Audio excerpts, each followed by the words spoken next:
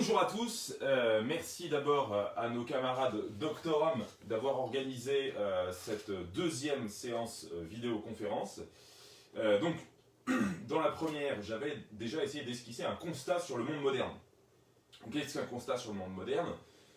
Nous avions essayé d'avoir un regard le plus objectif possible sur notre société, sur les changements qu'avait subi notre société au fur et à mesure de l'histoire, et en particulier en prenant beaucoup de recul.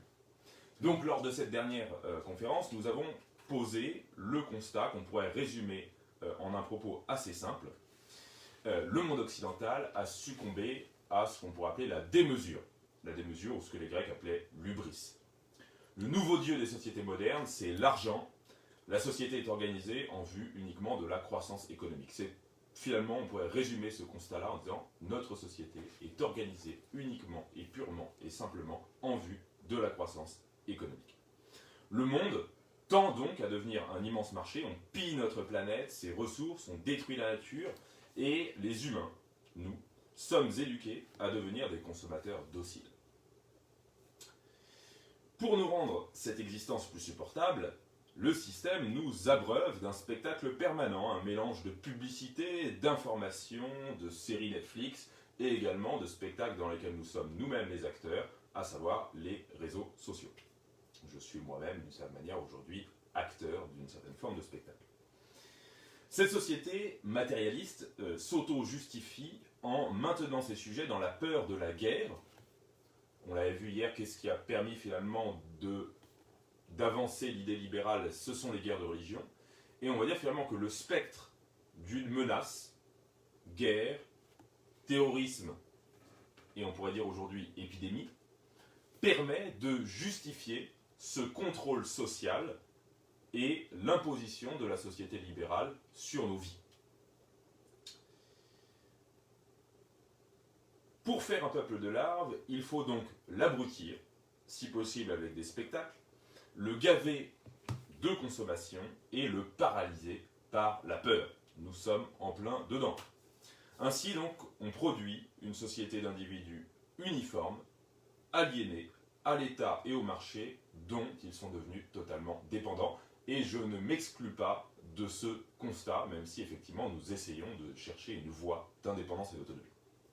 Nous allons donc nous demander aujourd'hui, et j'attire votre importance sur cette question-là, quel pourrait être le but d'une réforme ou d'une révolution conservatrice, ou encore même d'une contre-révolution. Je dirais à l'état où nous en sommes, peu importe la manière dont nous nommons cette étape-là, je n'ai pas le temps ici de lancer un débat sémantique sur ces termes-là, quel pourrait être cette révolution conservatrice, quel pourrait être le but de cette révolution. Évidemment, en 30 minutes, je ne vais pouvoir qu'esquisser des idées. Il faudra revenir dessus par la suite pour essayer de rendre ces idées les plus concrètes possibles, et ce serait justement l'objectif d'un programme politique.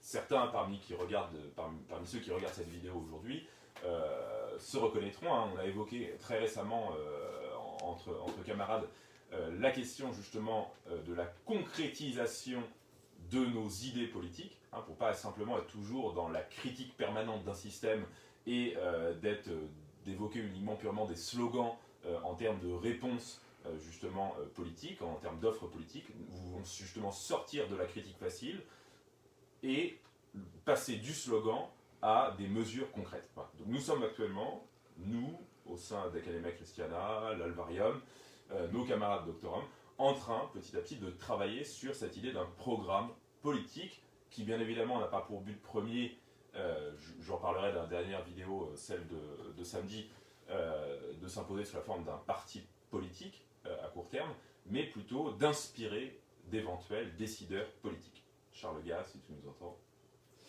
Alors, je voudrais d'abord, pour moi, le premier objectif d'une telle révolution, c'est de retrouver le sens de la vie.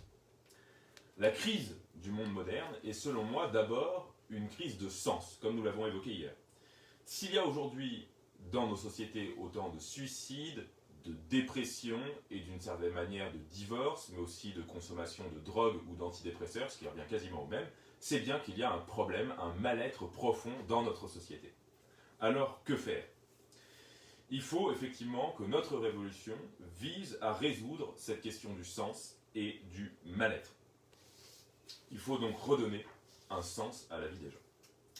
Mais problème, parce que qui donne un sens à la vie des gens, originellement, c'est la religion. Or, si le politique devient une religion, il y a un risque de tomber dans une certaine forme de société totalitaire, dans une certaine forme d'utopie politique. Donc le politique ne doit pas remplacer la religion, et je crois d'ailleurs que le libéralisme, tout comme le communisme, sont tous les deux des systèmes d'utopie totalitaire. Le communisme impose un État matérialiste, gestionnaire et par la force, tandis que le libéralisme impose le même État, mais par la séduction. Finalement, dans un système comme dans l'autre, la seule différence, c'est la longueur de la chaîne à laquelle les esclaves sont attachés. Si donc le politique ne doit pas remplacer la fonction de la religion, est-ce qu'on peut imaginer un monde dans lequel il y aurait une place pour une certaine forme de verticalité, une certaine forme de transcendance, de spiritualité, un lieu finalement dans lequel les individus puissent ouvrir leurs âmes vers une certaine forme de sacralité qui donne un sens à leur vie, sans pour autant que nous nous placions dans une théocratie, dans un régime autoritaire qui imposerait à tous la même religion, la croyance et la pratique religieuse. Chose qui, a priori, n'est pas vraiment ce que nous désirons. Pour moi, la réponse est oui. Il y a une place pour une pratique de la politique qui laisse aussi une place pour qu'il y ait un sens, si possible non matérialiste, spiritualiste, dans la vie des gens, sans que cela soit imposé et géré par l'État. Alors, comment faire? Premier élément de réponse, c'est que si ce n'est pas aux politiques de définir les dogmes religieux, le politique doit reprendre en main le domaine qu'il a cédé à l'économie et au marché.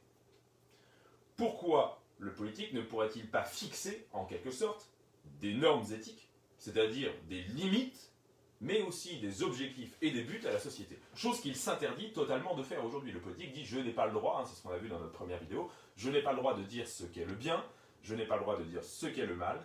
Finalement, je laisse la liberté aux acteurs du marché, finalement, de définir leurs objectifs. Et tout cela se joue dans la sphère privée.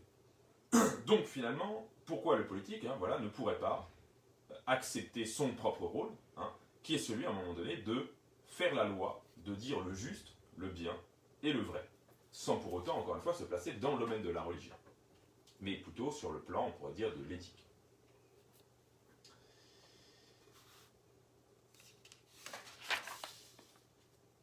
Alors, se pose la question, mais du coup, il faut que forcément ce bien, ce vrai, ce juste, ces objectifs soient l'expression d'une certaine vision du bien, puisque justement on a vu avec les guerres de religion qu'il y avait plusieurs visions du bien et qui rentraient en contradiction et qui étaient souvent à l'origine des guerres civiles.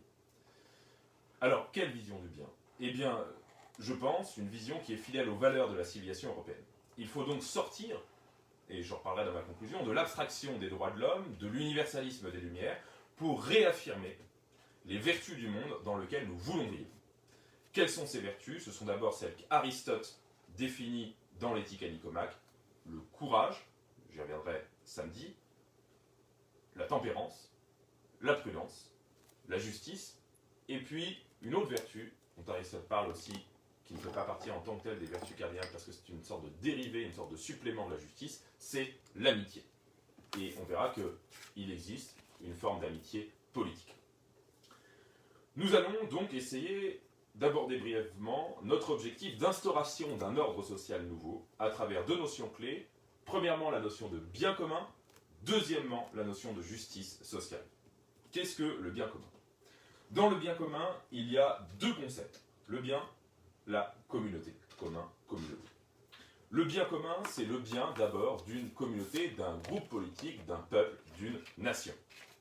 Cela s'oppose donc d'emblée à une idée, l'idée que le bien commun pourrait être compris comme la somme de tous les intérêts des individus.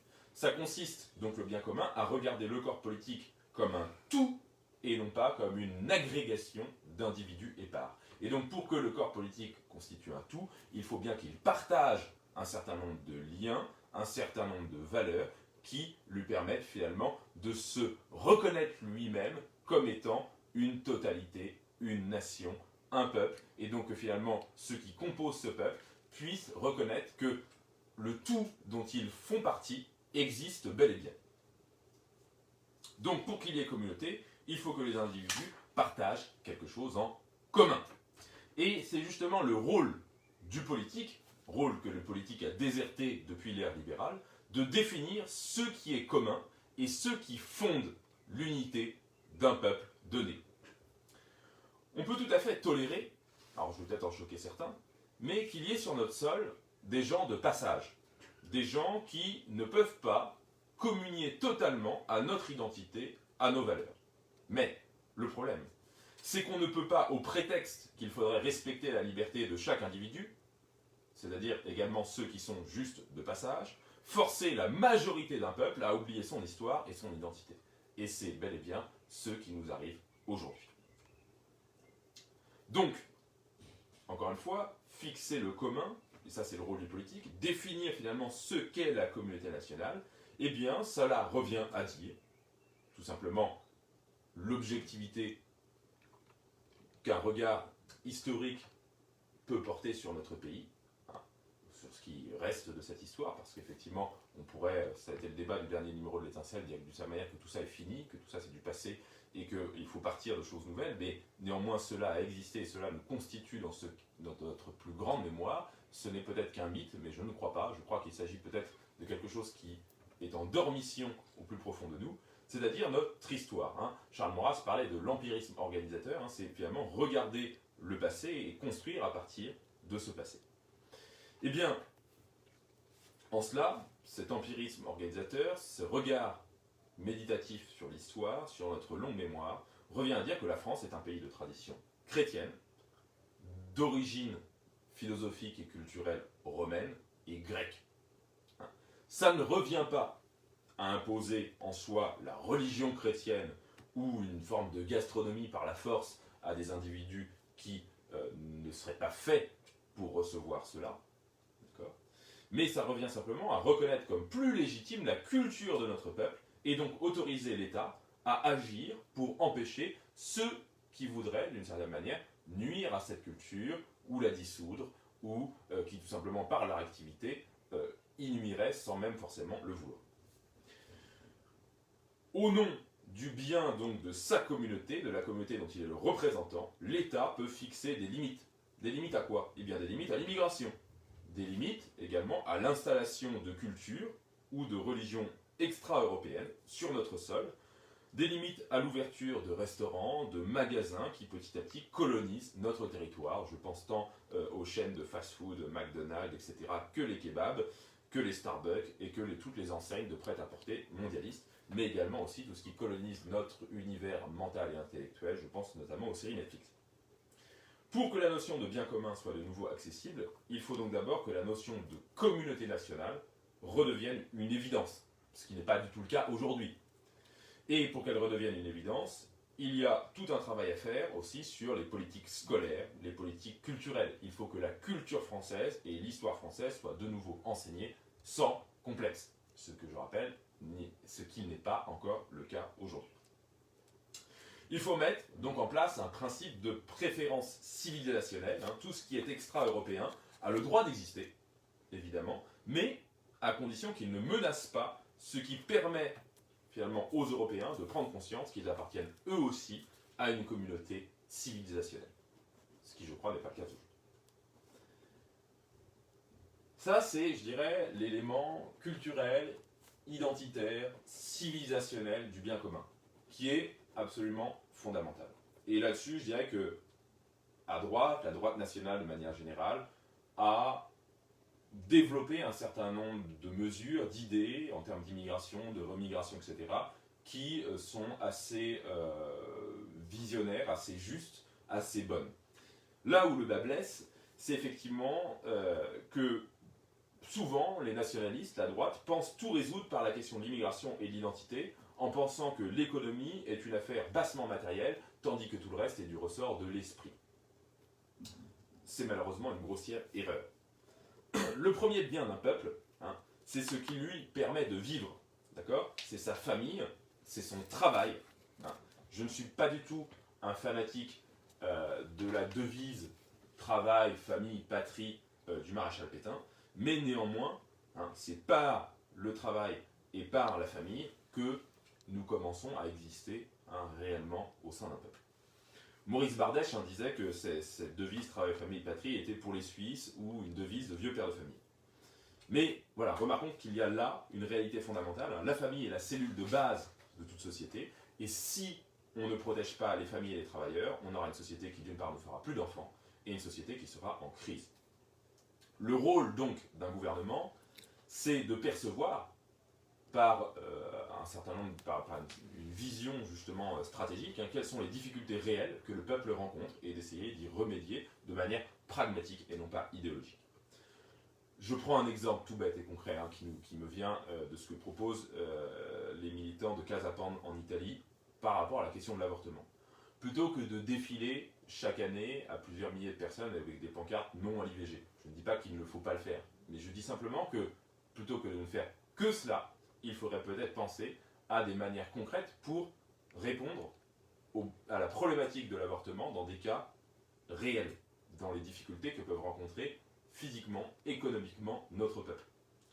Un exemple, ce serait donc, pour lutter contre l'avortement avant de l'interdire totalement, d'abord de mettre en place des aides pour les femmes qui sont dans une situation économique déplorable et qui ne peuvent pas être mères parce que justement elles sont seules et que leur travail ne leur permet pas de subvenir à leurs propres besoins, et bien de bénéficier d'aides, hein, le temps d'être mère, qui leur permettrait donc d'avoir des enfants hein, dans une certaine forme de dignité. Et puis c'est une certaine forme de justice de la société hein, que de reconnaître que le travail de celles qui mettent au monde les enfants et qui les éduquent est un véritable travail pour le bien commun de la société. Donc, dans un premier temps, la notion de bien commun implique que l'État soit en mesure de redéfinir l'appartenance à la communauté nationale. Il faut qu'il y ait un sens à cette appartenance, et dans un deuxième temps, il va falloir mettre en place des mesures de justice sociale pour protéger la communauté nationale. C'est donc ma deuxième partie, la justice sociale. Qu'est-ce que la justice? La justice, elle consiste à rendre à chacun ce qui lui est dû. Le problème de nos sociétés contemporaines, c'est que ce n'est plus l'État ou la loi qui contrôle cette juste distribution, mais un marché. Et un marché sans foi ni loi. Mais ce marché n'est pas un marché ordinaire. C'est un marché constitué d'acteurs monopolistiques, comme le jeu du Monopoly. Vous vous souvenez peut-être de vos parties de Monopoly. Peut-être que vous y jouez d'ailleurs encore. Eh bien, ce jeu a quelque chose d'assez instructif puisqu'il, d'une certaine manière, met en jeu un des principes qui se reproduit systématiquement dans un système dans lequel il n'y a pas de barrière, dans lequel il n'y a pas de règles au sein de l'économie. Que se passe-t-il? Dans une partie de Monopoly, au bout d'un certain temps, des joueurs commencent à posséder un monopole, c'est-à-dire qu'ils ont finalement fini par racheter toutes les cases du jeu, à poser des hôtels partout, et à faire en sorte que les autres joueurs finalement sont éliminés, ou en tout cas s'ils continuent à rester dans la partie, ils ne peuvent le faire qu'en contractant des dettes vis-à-vis de ceux qui détiennent le monopole. Eh bien, il en va à peu près de même dans notre société libérale contemporaine.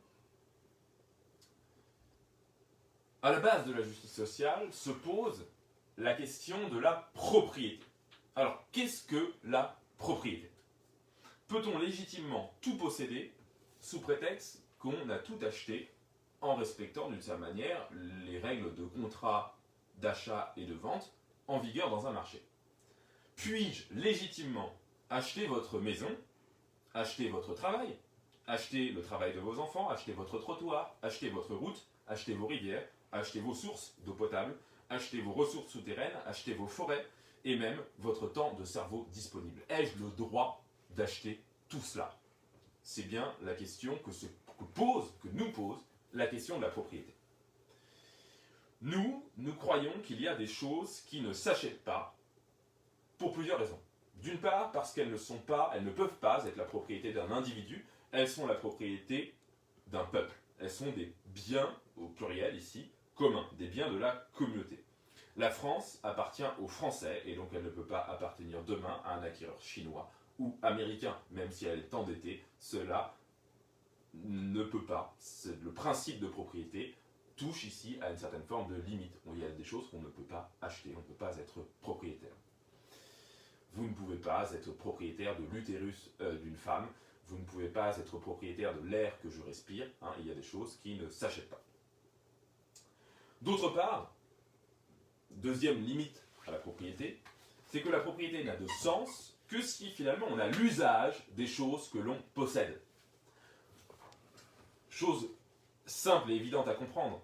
Si je possède plus de maisons que j'ai de temps pour occuper ces maisons, finalement cette propriété de biens dans lesquels je ne vais jamais est une propriété purement spéculative. C'est une propriété finalement dans ma tête, donc du coup sur un acte de vente, mais d'une certaine manière, je n'ai pas l'usage de ce dont finalement je suis propriétaire. Donc je ne dis pas que c'est l'usage qui fait la propriété, mais je dis que ce qui doit justifier une juste propriété, c'est l'usage. Et que d'une certaine manière, l'État doit réglementer. Alors après, où est la limite? Ça, c'est, je dirais, la vertu de prudence qui va fixer concrètement cette limite-là. Mais l'État doit, d'une certaine manière, limiter la capacité d'appropriation des individus. À un moment donné, finalement, on possède plus que ce dont on a besoin. Et d'une certaine manière, donc, on dépossède ceux qui auraient besoin un certain nombre de choses qui sont nécessaires pour eux. Cette notion donc, de propriété revient à du simple bon sens. C'est la base du politique. La propriété, elle n'est donc pas un droit en soi, comme le pensent parfois certains libéraux ou certaines personnes qui sont je dirais, d'une certaine manière très hostiles au système communiste. Une des premières oppositions qu'a imposé l'Église philosophiquement au communisme, c'était la notion de propriété privée. Bien évidemment, effectivement, la propriété privée fait partie justement des fondements du droit naturel, mais c'est justement parce que cette propriété, à partir du moment où elle devient dénaturée, justement, devient mauvaise, parce qu'elle empêche la propriété privée des petits. Donc la propriété n'est pas un droit en soi, elle n'est qu'un moyen au service de la vie sur Terre. La première mesure de justice sociale que l'on devrait donc imposer, c'est d'œuvrer pour l'accès à la propriété, à la petite propriété, et donc de lutter pour empêcher la propriété monopolistique. En cela, nous ne sommes donc ni des libéraux, qui veulent donc la liberté du loup dans la bergerie, ni des collectivistes qui empêchent toute forme de propriété au point de déresponsabiliser les individus. Je voudrais insister maintenant sur l'importance de la petite propriété. La petite propriété, c'est la première des libertés. Elle donne aux personnes le sens de la responsabilité, le sens de l'enracinement, le sens aussi de la transmission. Pourquoi? Parce que si par exemple je suis boulanger et je suis propriétaire de mon four à pain, eh bien j'ai tout intérêt justement à bien entretenir ce four à pain, j'ai tout intérêt aussi également à le transmettre à mes enfants qui feront le même métier que moi. Donc finalement cette propriété, elle est un facteur de responsabilité, d'enracinement et de transmission. Mais pour que l'on puisse accéder à la propriété, je parle ici aujourd'hui, il faut que l'on puisse vivre de son travail, ce qui n'est malheureusement pas le cas pour de nombreux Français. Aujourd'hui, les entrepreneurs, et s'il y en a qui m'écoutent, ils se reconnaîtront, les artisans, les petits commerçants, les indépendants, les patrons de PME, les petits agriculteurs sont écrasés d'impôts. Ils sont soumis à une bureaucratie kafkaïenne et ils sont soumis aussi à une concurrence déloyale de la part justement des gros monopoles, Amazon, la grande distribution, Ikea, Uber et plein d'autres dans tous les domaines, que ce soit le domaine de l'assurance, le domaine de la santé, etc., etc. Autrefois, les différents métiers étaient justement réglementés par le régime de leur corporation. Il existe aujourd'hui encore quelques restes de ce régime corporatiste, ce sont les ordres, l'ordre des médecins, l'ordre des avocats, l'ordre des vétérinaires. Pourquoi un ordre, pourquoi une corporation? C'est tout simplement d'abord pour protéger les travailleurs, pour que finalement ces travailleurs soient protégés par des normes, par des règles qui empêchent tout justement ce qui va pouvoir leur nuire. Qu'est-ce qui leur nuit d'abord à ces travailleurs? Eh bien c'est une concurrence déloyale. C'est justement tout ce qui va engendrer la déréglementation et qui fait qu'on ne pourra plus exercer son travail normalement et que finalement on sera concurrencé par des gens qui ne respectent pas les règles du jeu.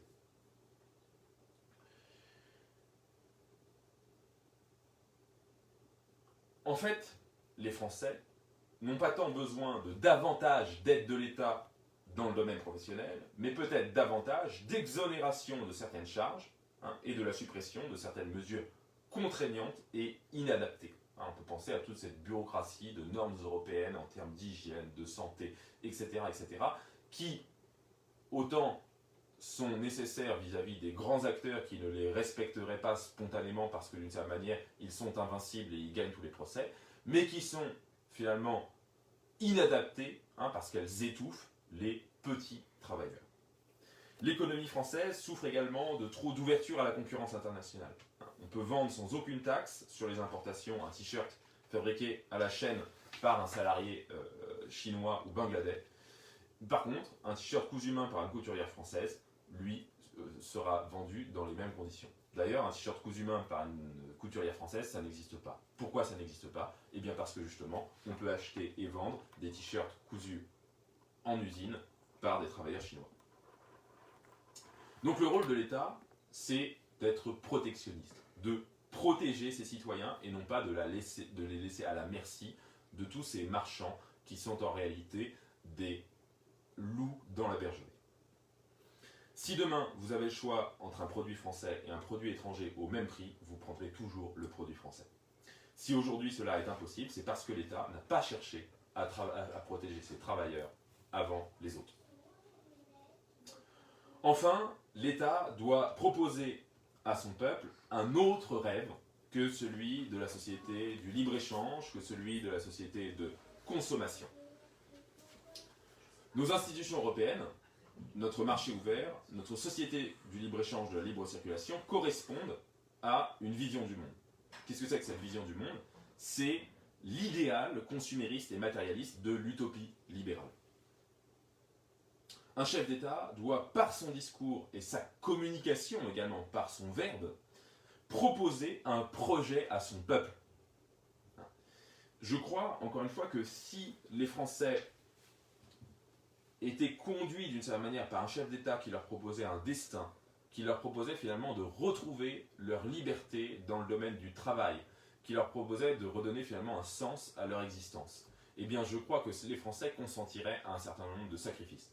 Si on prend l'exemple, par exemple, de la crise des retraites, vous savez bien que on a entendu toutes sortes de choses sur cette réforme des retraites, mais il est fort probable effectivement que l'État-providence des années 60, des 30 glorieuses, ne soit plus applicable aujourd'hui.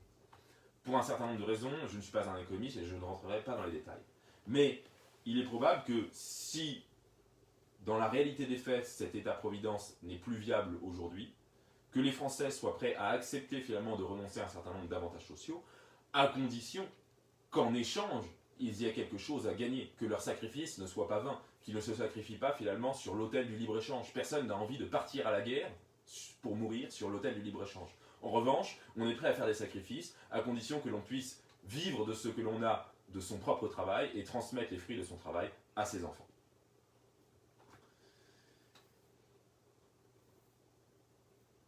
Donc, d'une certaine manière, ce qu'il faut retenir peut-être de ces quelques minutes d'exposé, c'est que le rôle, je pense, d'une révolution, d'une transformation finalement de notre vision de l'État, c'est d'abord en fait d'ouvrir une autre voie.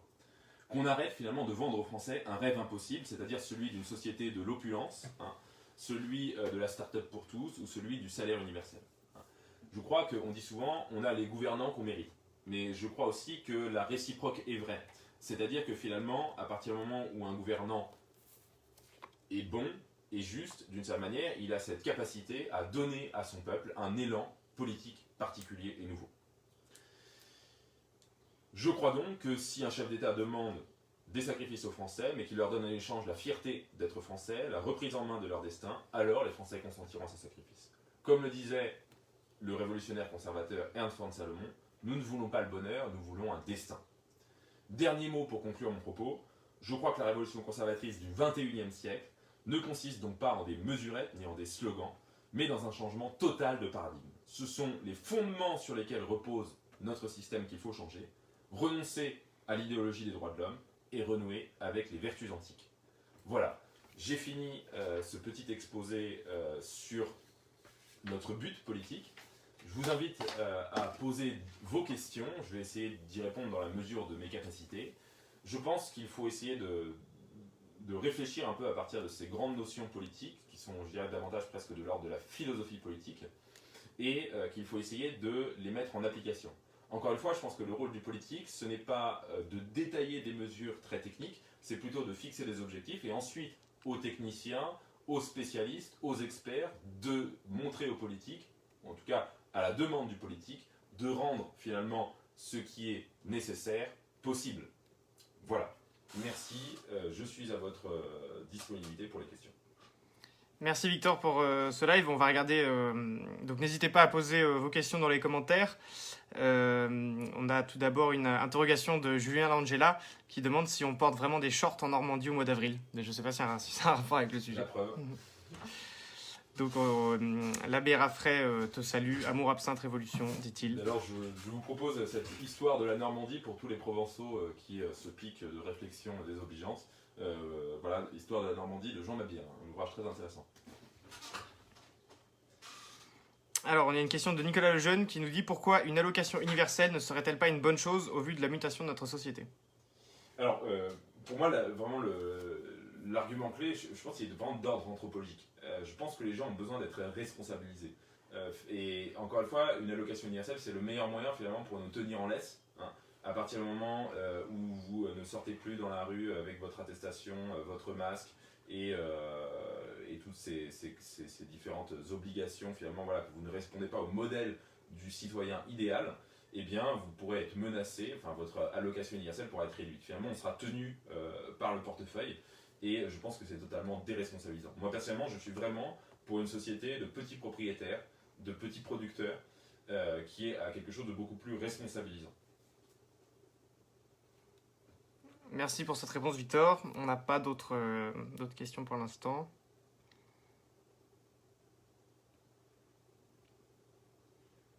Tu veux présenter des livres? Tu veux présenter des livres dont tu t'es servi? Je pense que les questions vont bientôt arriver.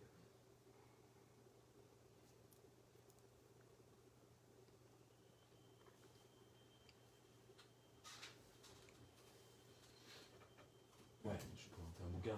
En attendant les questions, je vais présenter un livre 5 minutes. En fait, finalement, la question moderne, c'est la question de notre rapport au marché, à l'économie, au travail, dans un ordre qui a été bouleversé par la révolution industrielle, par le capitalisme. L'histoire, en tout cas, peut nous replonger dans l'histoire. Ça mérite de voir comment, dans les siècles précédents qui appartiennent déjà à la modernité, on a tenté de répondre finalement à ces problématiques-là. Et du coup, donc Dominique Vénère, dans cet ouvrage magnifique de synthèse historique, montre finalement quelles ont été les différentes formes de réponse au cours du XXe siècle, qu'il appelle le siècle de XIV, et à quel point aussi ce siècle est un siècle de changement et de transformation. Dominique Vénère nous rappelle aussi un point important, c'est que finalement la loi de l'histoire, c'est l'imprévu. Hein, il était impossible de prévoir en 1900 ce qui s'est passé 5 ans plus tard. Donc, et ce qui s'est passé durant tout ce siècle. Encore une fois, l'imprévu, ça peut être rassurant comme ça peut être angoissant. Il est possible que nos sociétés s'effondrent brutalement demain. Elles ont déjà commencé à s'effondrer lentement depuis longtemps. Nous ne savons pas de quoi demain sera fait. Peut-être que nous nous relèverons de cette période de confinement comme hier. Donc on continuera à consommer comme si de rien n'était. On nous donnera des crédits qui permettront finalement de ne pas remarquer la crise économique sur laquelle nous vivons. C'est possible. Comme il est possible que cela ait des conséquences plus brutales. Voilà, on ne sait pas du tout à quelle sauce nous allons être mangés, mais en tout cas, une chose est sûre, c'est que l'imprévu parfois peut ressurgir de l'histoire. Voilà, c'est pour ça que je voulais vous recommander ce livre en attendant d'autres questions. Arnaud, des questions? Non, Julien te demandait quel livre on nourrit ta préparation de cette conf, donc tu as en partie répondu. Moi j'avais une question, tu parlais de retrouver le sens de la vie, alors et dans le travail et au quotidien. Est-ce que tu as peut-être des pistes sur ce que pourrait être un travail qui a du sens? Alors un travail qui a du sens pour moi c'est déjà un travail qui nous plaît, la première chose. C'est un travail dans lequel on se projette, dans lequel on fait quelque chose qu'on aime. On ne va pas au travail avec la boule au ventre. On peut parfois effectivement, même dans un travail qui nous plaît, avoir des des angoisses, des charges particulières à porter. Et donc, du coup, voilà, un travail qui nous plaît ne signifie pas non plus un travail de plaisir, de joie permanente, sans peine. Mais il faut déjà donc, voilà, choisir un métier dans lequel on croit avant tout. Parce qu'en fait, un métier dans lequel on croit, finalement, compensera toutes les autres difficultés qui peuvent être des difficultés en termes justement de rémunération, des difficultés en termes d'évolution, de perspective, etc. Voilà. Donc, pour moi, en fait, il n'y a pas de... Il y a des métiers, effectivement, qui par essence sont absurdes. Pour ça, je renverrai nos spectateurs à ce travail de David Graeber qui s'appelle Bullshit Jobs. Les jobs à la con, ce sont en fait tous ces métiers du tertiaire qui ne produisent rien, qui ne servent à rien. Et donc voilà, il y a un certain nombre de métiers qui, par essence, mais en fait on s'en rend très bien compte lorsqu'on les pratique, qui ne servent strictement à rien. En revanche, je pense qu'il y a tant des métiers manuels que des métiers qui sont faits avec notre esprit, qui servent à quelque chose. Moi personnellement, en tant qu'enseignant, j'ai l'impression de produire quelque chose, d'une certaine manière d'essayer de produire le travail, de produire la connaissance, de produire l'intelligence, de produire la réflexion chez mes élèves. Et c'est un métier qui a un sens, et le fait que le métier ait un sens nous permet voilà, de mieux accepter d'une certaine manière les désagréments qui peuvent exister autour de ce métier. Alors, on a 3 questions. Tout d'abord, l'idée d'un chef d'État providentiel n'est-elle pas un peu désuète au vu de l'enracinement du capitalisme actuel ? Envisager un système à la Suisse avec une présidence collégiale ne serait-elle pas plus envisageable dans un premier temps ? Oui et non. Je pense que de toute façon, tout se jouera sous une certaine forme de bras de fer. Par exemple, pour moi, la question institutionnelle ou la question même de l'Union européenne ou de la souveraineté, enfin voilà, la question du souverainisme et de l'appartenance à l'Union européenne sont pour moi des questions secondaires. Je crois qu'à partir du moment où on veut, on peut, enfin ou au moins on peut essayer. On aura sans doute des bâtons dans les roues, des oppositions, etc. Mais je pense qu'un chef d'État français, il a quand même derrière lui suffisamment de leviers en termes de puissance au sein de l'Europe pour pouvoir renégocier un certain nombre de traités européens. Je ne pense pas, par exemple, ce que disent les souverainistes, je ne suis pas du tout en désaccord total avec eux, et c'est des gens que je respecte bien évidemment, mais que la condition première pour tout changement politique soit la sortie de l'Union européenne. Moi je pense qu'au sein de l'Union européenne, un chef d'État qui porte ses couilles, excusez-moi de la vulgarité, est tout à fait capable d'imposer ce qu'il veut d'une certaine manière au sein de l'Union européenne. Donc je ne pense pas vraiment que ce soit d'abord une nécessité d'un changement institutionnel avant d'un changement politique. Je pense que si quelqu'un veut, il peut. Après, encore une fois, je ne crois pas spécialement à l'homme providentiel. Il faut prendre ce qu'on a, il faut faire avec ce qu'on a.